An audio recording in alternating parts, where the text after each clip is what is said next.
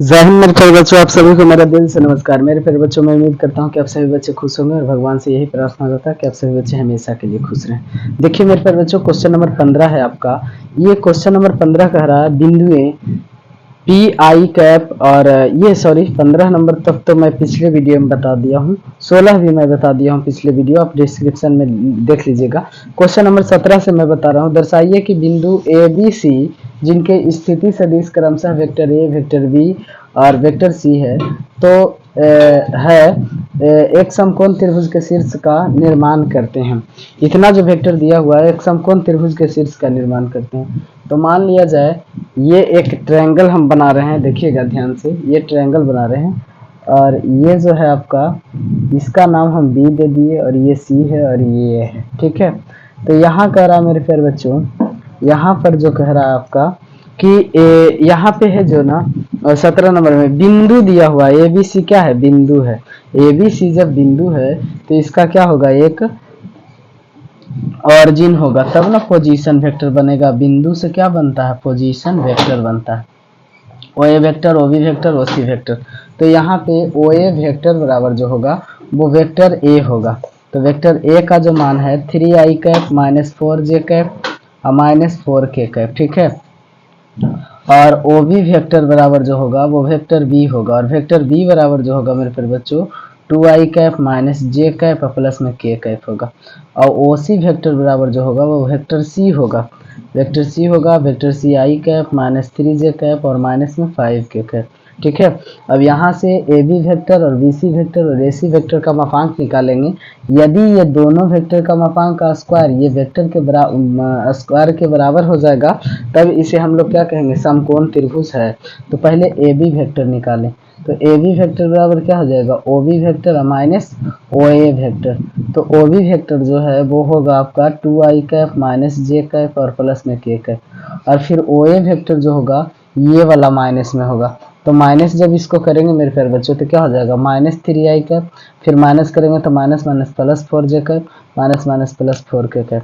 तो ए B vector बराबर जो होगा मेरे प्यारे बच्चों 2i कैप में से 3i जाएगा तो माइनस में i कैप, माइनस j में से प्लस 4j, तो फिर क्या होगा प्लस में 3j कैप, और k है और यहाँ 4k है तो 5k कैप हो जाएगा, ठीक है। और इसका मापांक निकालेंगे, वेक्टर ए बी का क्या हो जाएगा मापांक, -1 का स्क्वायर प्लस 3 का स्क्वायर और प्लस में क्या होगा 5 का स्क्वायर। तो फिर क्या हो जाएगा 1 का स्क्वायर 1, 3 3 9 और 5 5 क्या हो जाएगा 25, 25 और 9 क्या हो जाएगा 34 और 34 और रूट में क्या हो जाएगा 35। यानी ए बी वेक्टर का जो मापांक है मेरे प्यारे बच्चों, तो ए बी वेक्टर का जो मापांक है वो क्या है, √35 है। अब हम लोग क्या निकालेंगे, बी सी वेक्टर। तो बी सी वेक्टर बराबर फार्मूला होता है O C vector minus O B vector, क्योंकि लास्ट वाला को पहले लिखिएगा, पहले वाला को कहाँ लिखिएगा, लास्ट में लिखिएगा। तो ओ सी वेक्टर बराबर क्या है, I cap minus 3j cap और माइनस में 5k cap, minus O B vector का जो मापांक है वो 2i cap minus J cap और प्लस में क्या है k कैप है ना। तो I cap minus 3j cap और माइनस में 5k कैप है, और माइनस में यहाँ क्या हो जाएगा plus minus 2i cap minus minus plus j cap और माइनस में क्या है k कैप। तो i और माइनस 2i तो minus i cap minus 3j cap और प्लस में 2j कैप, तो माइनस में 2j cap minus 5k minus यहाँ पे 6k कैप हो जाएगा, ठीक है। और ये है आपका बी सी वेक्टर, और बी सी वेक्टर का जो मापांक होगा मेरे प्यारे बच्चों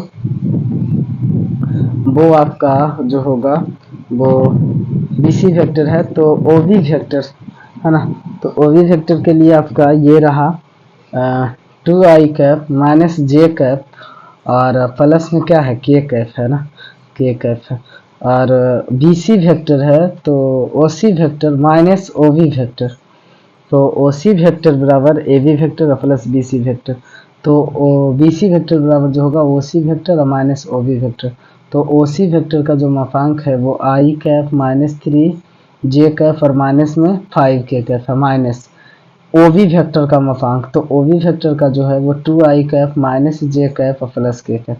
तो i माइनस 3i और फिर क्या हो जाएगा माइनस में 5k, फिर माइनस में 2i कैप और माइनस माइनस प्लस जे कैप और यहाँ पे माइनस 5k कैप। तो i में से 2i जाएगा तो माइनस i कैप, 3j में से प्लस j जाएगा तो माइनस में 2j cap, minus 5k cap और माइनस यहाँ 6k कैप। तो बी सी वेक्टर बराबर जो होगा मेरे प्यारे बच्चों BC वेक्टर बराबर जो होगा √-1 का स्क्वायर, फिर -2 का स्क्वायर, फिर प्लस में 6 का स्क्वायर।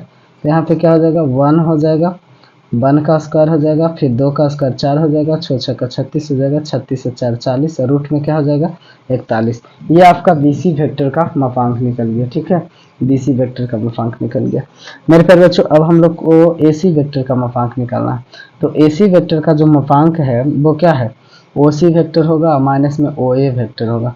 तो OC वेक्टर में क्या है आई कैप होगा, आई कैप होगा, माइनस में क्या हो जाएगा 3j कैप होगा, और माइनस में क्या होगा 5k कैप होगा। फिर OC वेक्टर के बाद में क्या हो जाएगा OA वेक्टर, तो माइनस में 3i कैप और minus minus plus 4j cap, फिर क्या हो जाएगा minus minus plus 4k cap. तो यहाँ i में से 3i जाएगा तो क्या बचेगा, i में से 3i minus 2i cap minus 3j cap और प्लस में, तो यहाँ पर क्या बचेगा प्लस में क्या बचेगा, प्लस में यहाँ पे बचेगा वो सिर्फ j कैप बचेगा, माइनस 5k कैप और प्लस में 4k कैप है, तो क्या बचेगा माइनस में k कैप बचेगा। और ये आपका है AC वेक्टर। और AC वेक्टर का जो मापांक निकलेगा मेरे प्यारे बच्चों, AC वेक्टर का जो मापांक निकलेगा वो क्या होगा, यहाँ पे रूट के अंदर में -2 का स्क्वायर, फिर प्लस में क्या होगा 1 का स्क्वायर, और फिर प्लस में क्या होगा -1 का स्क्वायर। तो 2 दूनी 4, 4 प्लस 1 और प्लस में 1, यानी √6 होगा। यानी कि देखिए तो यहाँ पे जो √41 आ रहा है, यहाँ पे जो √41 आ रहा है, देखिए यहाँ √41 आ रहा है, क्या AB वेक्टर के मापांक, AB वेक्टर के मापांक प्लस में AC वेक्टर के मापांक बराबर BC वेक्टर के मापांक के बराबर, वर्गों के बराबर होगा कि नहीं। इसका स्क्वायर, सबका स्क्वायर करो। AB वेक्टर का मापांक जो है वो √35 का स्क्वायर होगा, फिर AC वेक्टर का जो मापांक होगा वो √6 का स्क्वायर होगा, और बराबर में BC वेक्टर का जो मापांक होगा वो √41 का स्क्वायर होगा, √41 का क्या होगा स्क्वायर होगा।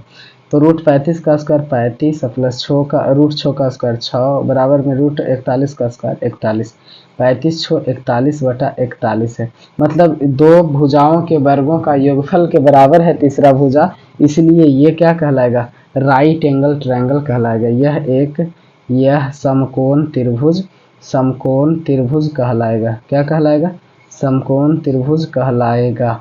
ठीक है, कोई दो भुजा का वर्ग एक तीसरा भुजा के वर्ग के बराबर होगा तो ये समकोण त्रिभुज कहलाएगा। ठीक है, तो ये हो गया 17 नंबर आपका। अब 17 नंबर के बाद 18 नंबर मैं आपको क्लियर करता हूँ मेरे प्यारे बच्चों। देखिएगा 18 नंबर में कह रहा है कि देखिएगा ये फिगर देख करके आपको बताना है कि ये जो AB वेक्टर है प्लस BC वेक्टर है प्लस CA वेक्टर बराबर 0, कौन सा कथन सही। तो यहाँ फिगर में क्या कर रहा, फिगर में जा रहा है A से B गया, ठीक है, A से B वेक्टर गया, अब B से C वेक्टर गया, ठीक है, और A से कौन गया C वेक्टर गया, A से C गया, यानी AB वेक्टर अब प्लस में BC वेक्टर अब बराबर होगा, मतलब ये से यहाँ गया और यहाँ से यहाँ गया, इसके बराबर नहीं गया, ये AC वेक्टर बराबर गया। अगर हम लोग चाहेंगे कि AB vector plus BC vector minus AC vector बराबर 0 है ना, माइनस AC वेक्टर बराबर 0, और कोई भी वेक्टर AB वेक्टर है उसको बराबर करना है BA वेक्टर से, तो आगे क्या लगाना होगा माइनस लगाना होगा। तो बताइए मेरे प्यारे बच्चों कि AB vector plus BC vector और AC वेक्टर है माइनस में, अगर इसको प्लस में करना चाहेंगे तो CA वेक्टर होगा कि नहीं, बराबर में क्या हो जाएगा 0। यानी सबसे पहला कंडीशन जो है AB vector plus BC vector, और यहाँ पर ये माइनस AC वेक्टर है, इसको प्लस में करना तो CA वेक्टर, यानी ये कथन जो है आपका सही है, ये कथन भी आपका सही है। अब ये वेक्टर बी में कह रहा है कि AB vector plus BC vector, यहाँ तक तो ठीक है। अगर आप माइनस AC वेक्टर तो सही है, AB vector plus BC vector minus AC vector बराबर 0 होगा, ये भी कथन आपका क्या है सही है, ये भी सही है। अब AB vector plus BC vector, तो AB vector plus BC vector ये तो सही है, लेकिन क्या यहाँ माइनस CA वेक्टर कभी पॉसिबल है नहीं, यानी ये वाला क्या है गलत है। अब AB वेक्टर अब माइनस ये BC वेक्टर को, AB वेक्टर को अगर आप चाहें तो माइनस CB वेक्टर लिख सकते हैं, CB वेक्टर माइनस लिख सकते हैं, बदल करके तो माइनस लिखाएगा ना, अब प्लस CA वेक्टर जैसे है वैसे रह जाएगा बराबर में 0, ये भी कथन आपका सही है। तो 3 कथन सही और 1 कथन गलत है। तो कह रहा निम्नलिखित में से कौन सा कथन सत्य नहीं है, तो सत्य नहीं है इसके लिए आप टिक किस में लगाइएगा, सी में ना, आप सी को कहिएगा ना कि ये सत्य नहीं है, बाकी तो सब कथन सत्य है, तो आंसर जो आपका होगा वो सी होगा। अब 19 नंबर कह रहा, 19 नंबर देखिएगा, ये आपका 18 नंबर था और ये आपका 19 नंबर हम आपको बता रहे हैं। देखिए 19 नंबर कह रहा है यदि वेक्टर ए और वेक्टर बी दो संरेख सदिश है तो निम्नलिखित में कौन सा कथन सही नहीं है।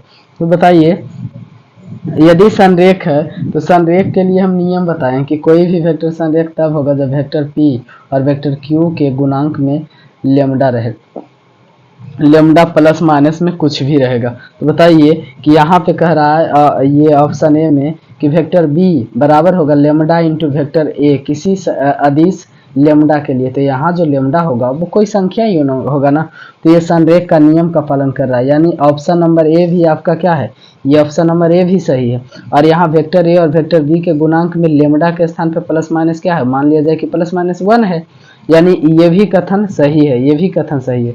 वेक्टर ए और वेक्टर बी के क्रमागत घटक समानुपाती नहीं है, कह रहा कि वेक्टर ए और वेक्टर बी के क्रमागत घटक समानुपाती नहीं है, तो क्रमागत घटक जो होगा वेक्टर ए और वेक्टर बी का वो समानुपाती क्या है, होगा, समानुपाती होगा, इसलिए ये नहीं कह रहा था, ये कथन गलत है।